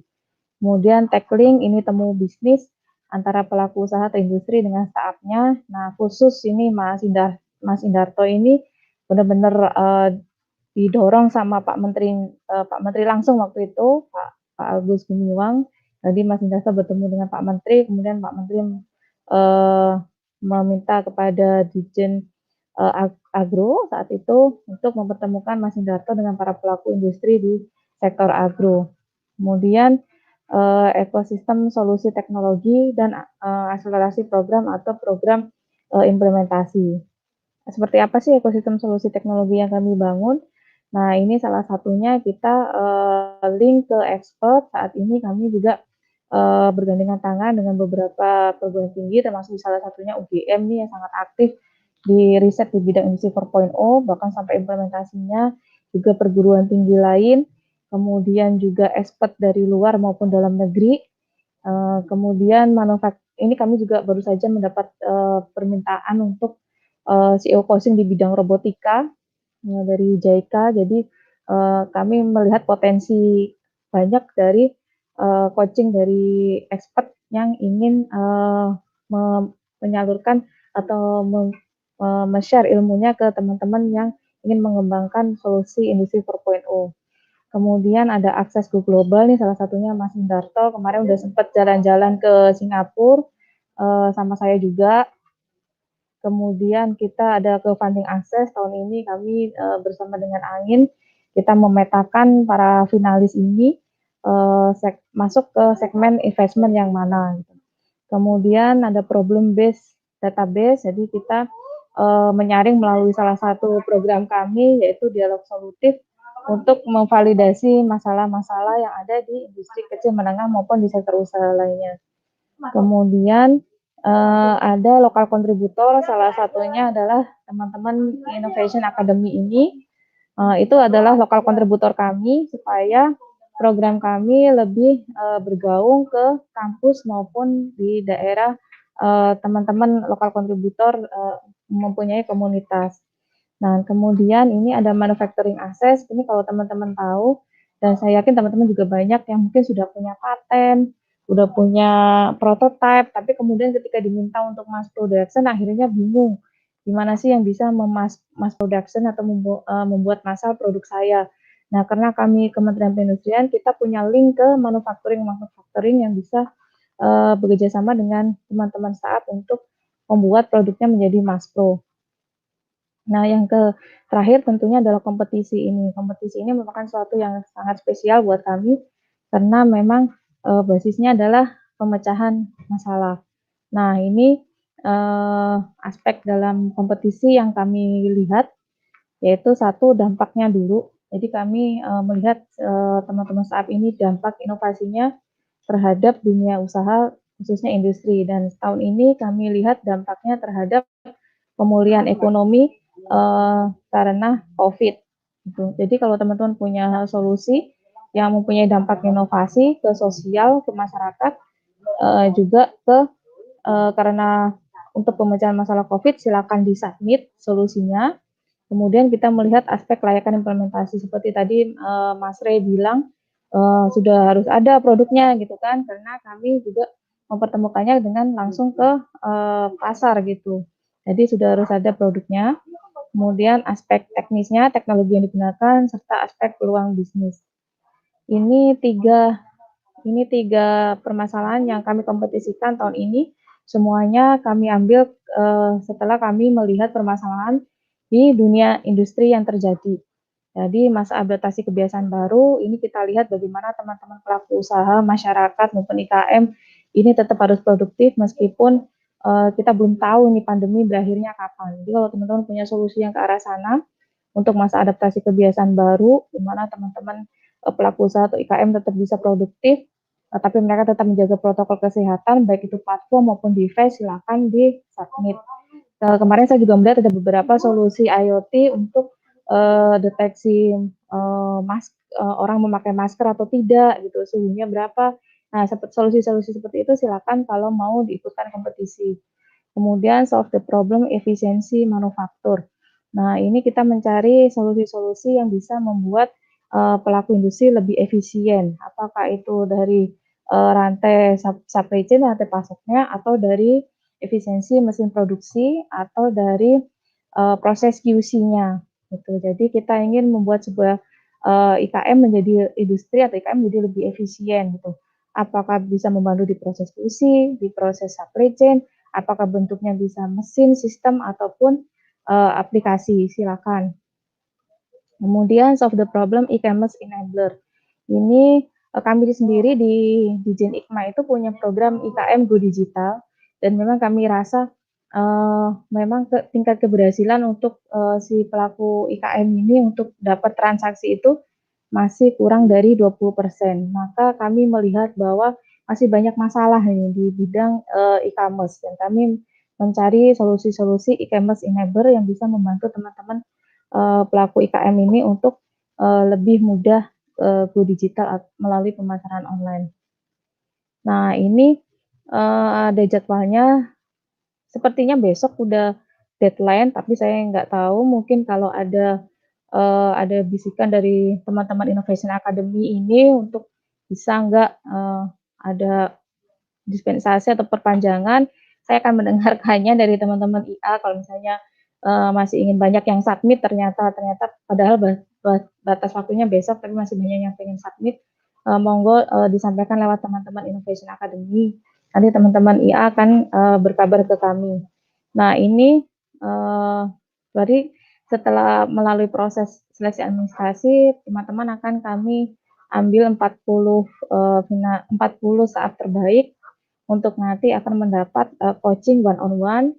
Salah satunya juga dari teman-teman Innovation Academy ini lokal saat success manajernya.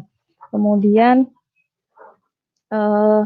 ini 20 finalis terbaik akan kami ikutkan di camp online yang nanti akan membahas mulai dari segi hukum, segi HRD sampai segi bisnis keuangan tentang startup. Itu untuk 20 finalis terbaik. Dan yang 5 terbaik akan mendapat hadiah dan juga bantuan untuk pembuatan solusi teknologi. Kemudian seperti yang saya bilang tadi bahwa kompetisi ini nggak berhenti hanya setelah dapat hadiah, kita lanjutkan sampai program implementasi, coaching, dan mentoring di tahun depan bulan Januari sampai Maret. Nah, di sebelah kanan itu ada beberapa syarat. Ini saat sudah berjalan minimal selama 6 bulan, diutamakan sudah punya kelembagaan atau badan hukum. Kalau teman-teman belum punya kelembagaan atau badan hukum, masukkan saja karena kami melihat yang aspek penilaian tadi adalah dampak inovasinya. Jadi itu yang kami lihat dulu. Jadi jangan ragu-ragu kalau memang belum punya kelembagaan atau badan hukum, tetap bisa mengikuti program kami. Kemudian ini saatnya saat Indonesia dan sudah dapat berjalan solusinya atau produknya dan solusinya hasil karya sendiri ya teman-teman. Seperti itu. Mungkin sekilas itu tentang program kami, Mbak Rahma. Kalau ada pertanyaan, jadi silakan diajukan atau nanti juga bisa lewat teman-teman Innovation Academy. Untuk teman-teman yang tertarik untuk bergabung, bisa menghubungi kami. Jadi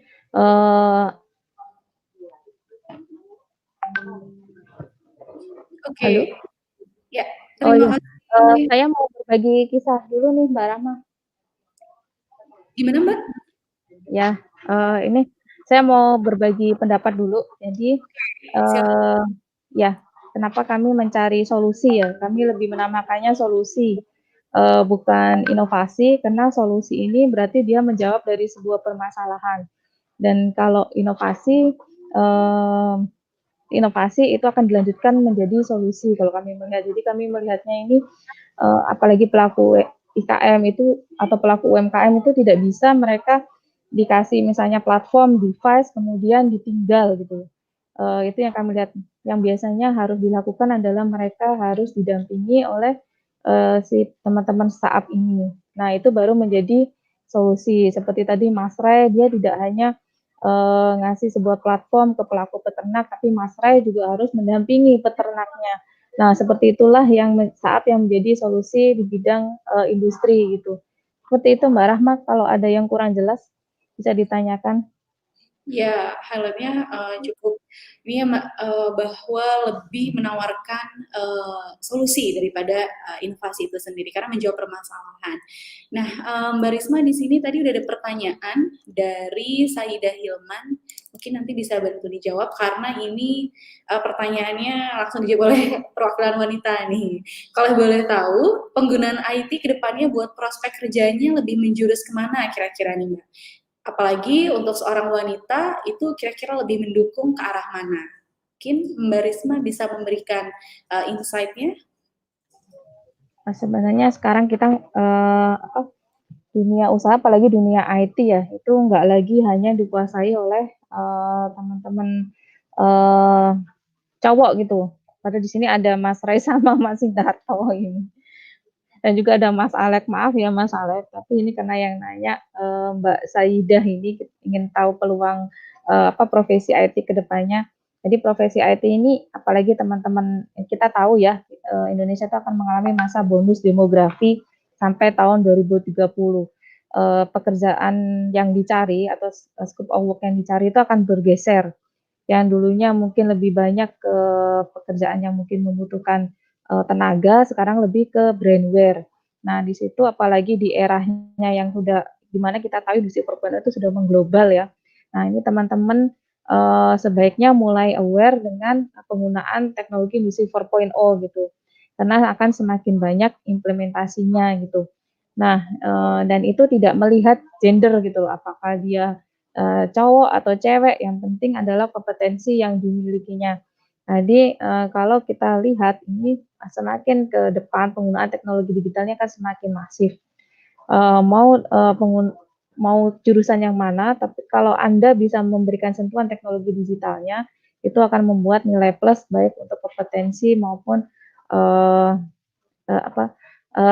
ini apa sih kalau untuk itu melamar pekerjaan itu daftar riwayat hidup ya. Nah, makanya mulai pas mahasiswa gini sebaiknya udah mulai membuat project gitu ya, membuat project implementasi atau project solusi gitu supaya bisa membuat portofolio gitu.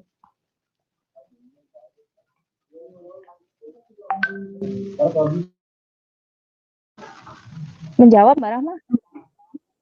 Oke, terima kasih Mbak Risma. Semoga menjawab dari pertanyaan Mbak Saida. Ini luar biasa. Terima kasih Mbak Risma insight-nya. Oke, di sini ada pertanyaan lagi yang diajukan oleh Ahmad Daniel untuk Bang Indarto. Nah, di sini apakah bisa kita akses datanya Bang untuk keperluan riset budak IT? Gimana kira-kira Mas Indarto? Ya, kalau untuk terkait data sih kalau di medical imaging atau di healthcare itu ada etiknya sih Mbak.